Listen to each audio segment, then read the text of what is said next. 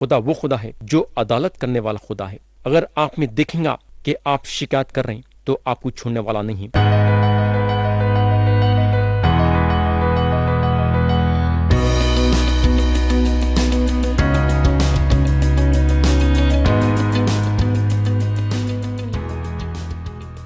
یسوع مسیح کے نام سے السلام علیکم پیارے بھائی اور بہن، اور آپ لوگوں کو یاد ہوگا کہ گئے وقت ہم زبور کی کتاب باب 41 اور اس کی آیت 2 سے غور کرنا شروع کرے تھے، اور ہم باب 41 کو ختم کرے تھے۔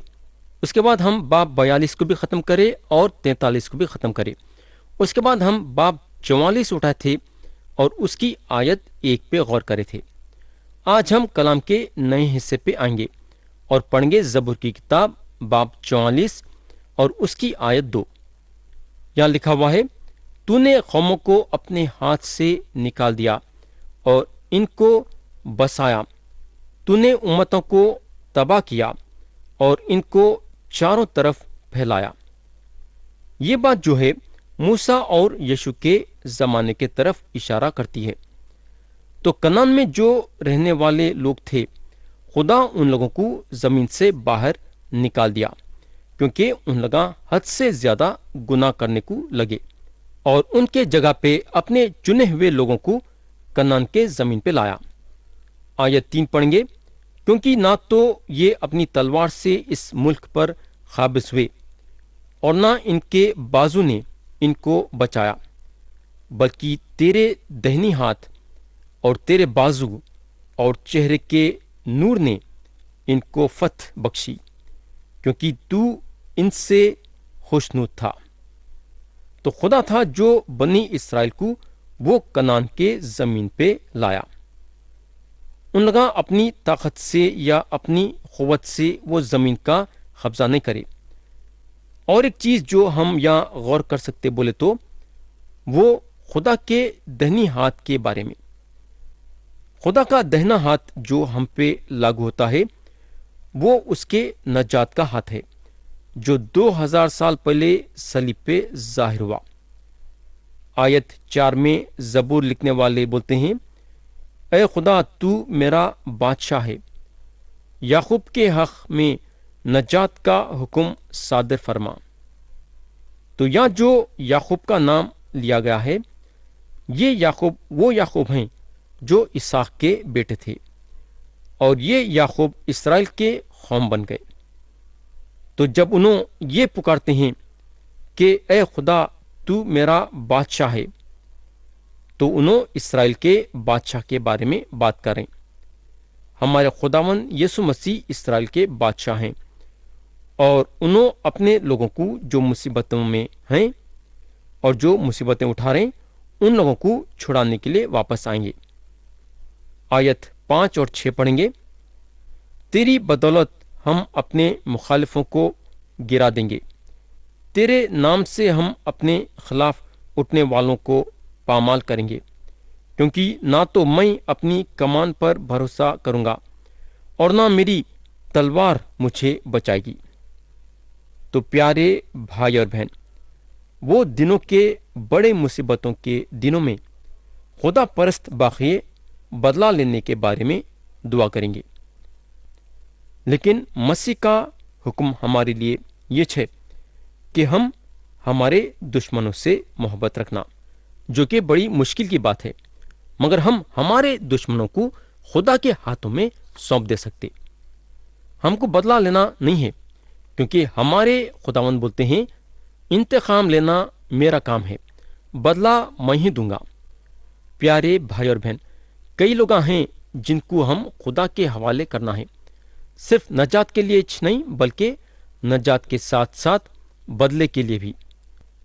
اب ہم پڑھیں گے آیت 22، لکھا ہوا ہے، بلکہ ہم تو دن بھر تیری ہی خاطر جان سے مارے جاتے ہیں اور گویا ذبح ہونے والی بھیڑیں سمجھے جاتے ہیں۔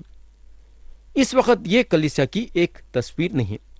کئی لوگ جو یسوع مسیح پہ ایمان لائے ہیں مصیبتیں اٹھا رہے ہیں اور مسیح کے خاطر یہ مصیبتیں اٹھا رہے ہیں، مگر ایسا دیکھا گیا تو کلیسیا ستائے جانے کے نیچے نہیں ہے، مگر اسرائیل کے جو باقی ہیں ستائے جائیں گے، اور یہ باقیے کے بارے میں یہ آیت میں بتایا گیا ہے۔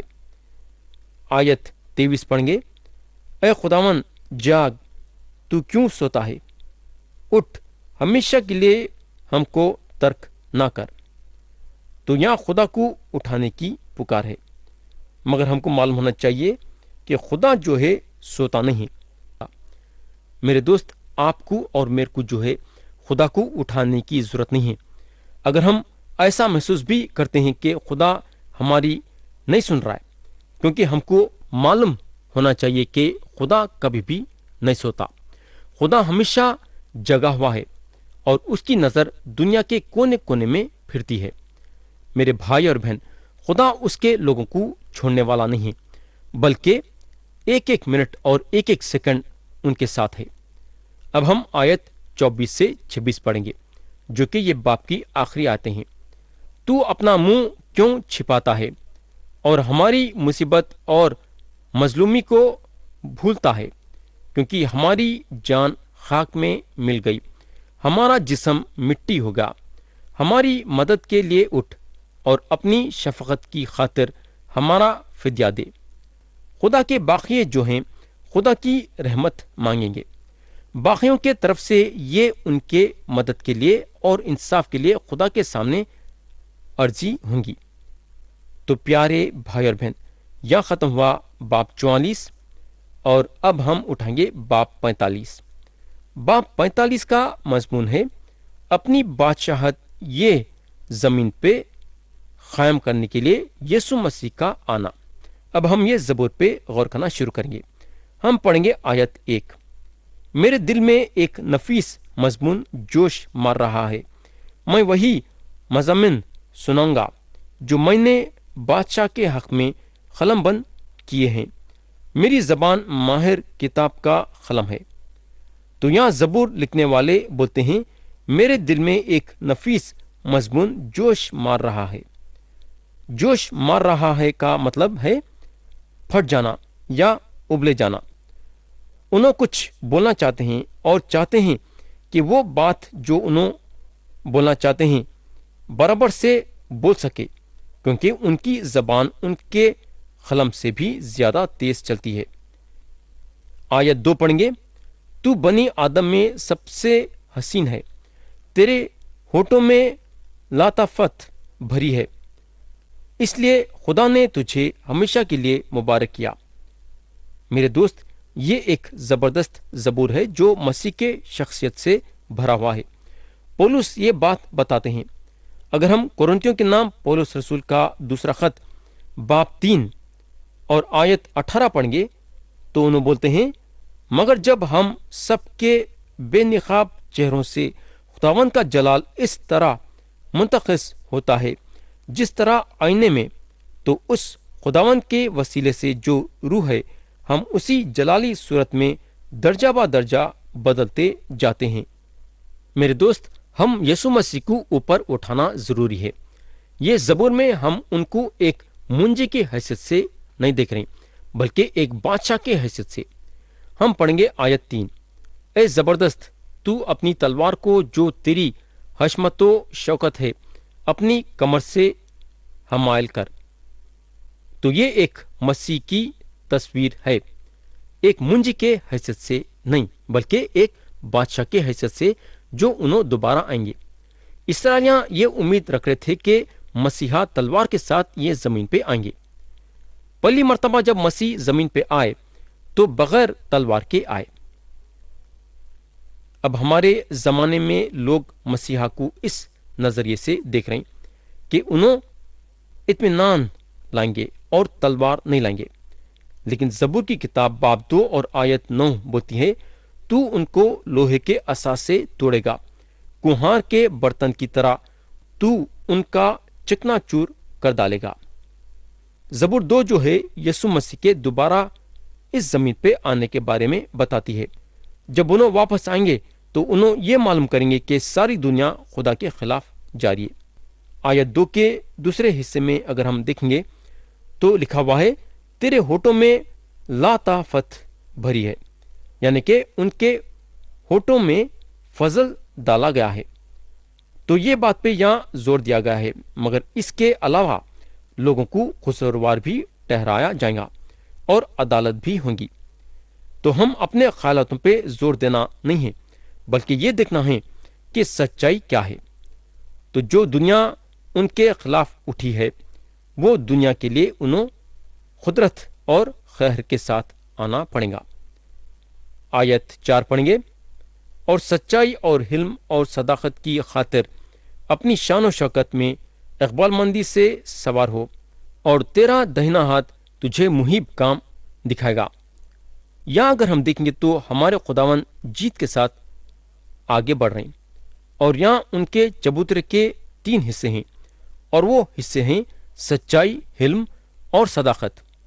تو سچائی، حلم اور صداقت ہمارے خداوند یسوع مسیح کے بادشاہت کے قاعدے ہیں۔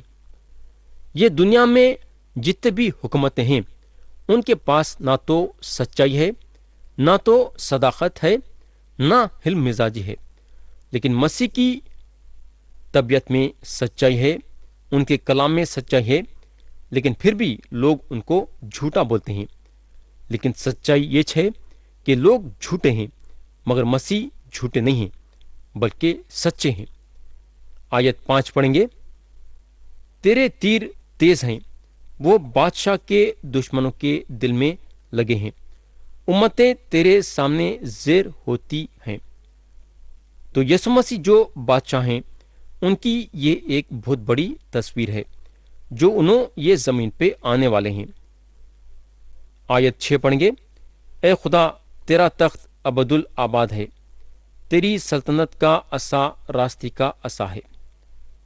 تو یسوع مسیح راز بازی کے ساتھ حکومت کریں گے میرے بھائی، اور جب تک یسوع مسیح یہ زمین پہ نہیں آ جائیں گے، اس وقت تک یہ زمین پہ امن اور چین نہیں رہے گا۔ تو امن اور چین آج دنیا کی ضرورت ہے میرے بھائی۔ کون سے بھی ملک کی حکومت ہمیشہ کے لیے قائم نہیں رہ سکتی، لیکن خدا کی حکومت ہمیشہ کے لیے قائم رہیں گی۔ اگر ملک یہ سوچتا ہے کہ انہیں ہمیشہ کے لیے قائم رہیں گا تو نہیں ہو سکتا یہ۔ آیت 7 پڑھیں گے، تو نے صداقت سے محبت رکھی اور بدکاری سے نفرت، اسی لیے تیرے خدا نے شادمانی کے تیل سے تجھ کو تیرے ہمساروں سے زیادہ مسا کیا ہے۔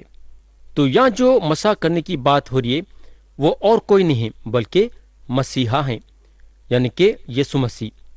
انہوں جب پہلی مرتبہ آئے تو ایک نبی کے حیثیت سے آئے، لیکن ان کا جو مرتبہ خدا کے بیٹے کا تھا وہ تھا۔ تو انہوں ایک نبی کے حیثیت سے آئے، اور یہ پچھلی بات ہے۔ ہمارے دنوں میں انہوں سردار کاہن ہیں، جہاں خدا کے دہنی طرف بیٹھے ہیں، یعنی کہ ان کی جو اس وقت کی خدمت گزاری ہے۔ لیکن انہوں جب دوبارہ آئیں گے تو ایک بادشاہ کے حیثیت سے آئیں گے، اور یہ آنے والے دنوں کے لیے ہے۔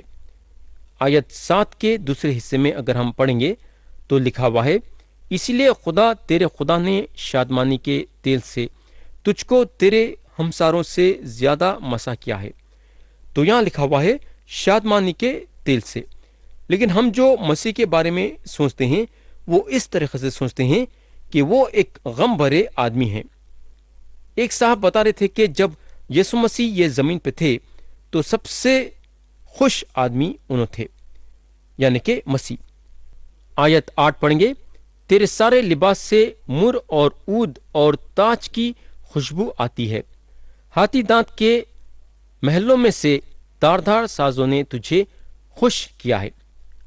تو یسوع مسیح یہ دنیا میں آئے تاکہ ہماری خوشی پوری ہوئے، اور وہ اس خوشی کے لیے تھی جو ان کے سامنے رکھی گئی کہ انہوں صلیبی موت سہے۔ تو میرے بھائی اور بہن، ہم جو ایک ایمان رکھنے والوں میں سے ہیں، کتنی نئی خوشی ہم کو منانے کی ضرورت ہے۔ یہودا کا قبیلہ، جس کا مطلب ہے حمد، اسرائیلیوں کو بیابان میں آگے لے کے بڑھا، لیکن پھر بھی ان لوگوں شکایت کرنے کو لگے، جبکہ ان لوگوں کو خدا کی حمد و ثنا کرنے کی ضرورت تھی۔ یہ چیز ہماری کلیسیا آج کے دن کریے میرے دوست۔ ایمان رکھنے والے خدا کی حمد و ثنا کرنا چاہیے، اور शिकायत करना नहीं चाहिए। शिकायत एक ऐसी चीज है जिससे खुदा चिढ़ता है, और हम शिकायत करने के वजह से खुदा के बरकत के हाथ को हम हमारी जिंदगी में रोक देते हैं। अगर हम इस्राएलियों के जिंदगी में देखेंगे तो उनकी शिकायत उनको वायदे के जमीन पे नहीं पहुंचाई। उनके आल औलाद वायदे के जमीन पे दाखिल हुए, यानी कि उनकी पुश्त ये वायदे के जमीन पे दाखिल हुई, लेकिन ये लोग दाखिल नहीं हुए, और उसकी वजह है शिकायत। तो जब इस्राएलियां शिकायत करने को लगे तो खुदा अपने बरकत का हाथ उन पे से उठा दिया।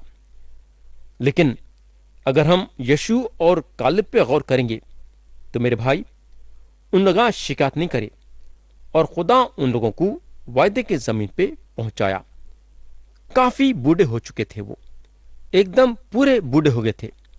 बोलने का मतलब यह है, हालांकि उन लोग बूढ़े हो गए, लेकिन फिर भी खुदा का जो वादा उनके साथ था वो पूरा हुआ। ये दो लोग जो है जमीन पे आए, वायदे की जमीन पे। क्यों? क्योंकि इन लोग शिकायत नहीं करे। तो मेरे भाई और बहन, याद रखो कि अगर शिकायत करेंगे तो नुकसान हमारा है, हम नुकसान उठाएंगे। खुदा नुकसान नहीं उठाएगा, बल्कि हमारी अदालत करेगा। बोलने का मतलब यह है, हम जो है शिकायत को बड़ी आसानी के साथ लेते, जाके इससे शिकायत करते हैं, उससे शिकायत करते हैं, इनको ये बोलते हैं, उनको वो बोलते हैं। लेकिन मेरे भाई और बहन, क्या कभी हम ये बात सोचे हैं क्या कि आसमान में एक खुदा है जो एक एक मिनट, एक एक सेकंड हम पर नजर रख रहा है, ये देखने के लिए कि हम हमदो सना कर रहे हैं या फिर शिकायत कर रहे हैं। अगर हमदो सना करेंगे तो पक्की बात है कि वायदे की जमीन पे आएंगे। शिकायत करेंगे तो मेरे भाई, आपकी हालत बुरी हो जाएंगी। बोलने का मतलब यह है, खुदा वो खुदा है जो अदालत करने वाला खुदा है। अगर आप में देखेंगा कि आप शिकायत कर रहे हैं तो आपको छोड़ने वाला नहीं। याद रखो कि हम खुदा को आसानी के साथ नहीं ले सकते। खुदा का कलाम साफ साफ बताता है कि उन्हें एक पाक खुदा है और बदी को उन्हें नहीं देख सकता, और जब भी उन्हें बदी को देखता है वो बदी को बर्बाद कर देता है। तो प्यारे भाई और बहन, आज आप अपने अपने दिलों को जांचना है। आप अपने दिलों में यह देखना है कि क्या आप शिकायत कर रहे हैं या फिर खुदा की हम्दो सना कर रहे हैं। अगर आप शिकायत कर रहे हैं तो आज खुदा आपसे यह बोलना चाहता है कि शिकायत करना बंद करो और उसकी हम्दो सना करना शुरू करो। हम्दो सना करेंगे तो खुदा का वादा है कि उन्हें आपको बरकतों से नवाजेगा। तो यहाँ मैं कलाम को खत्म करना चाहूंगा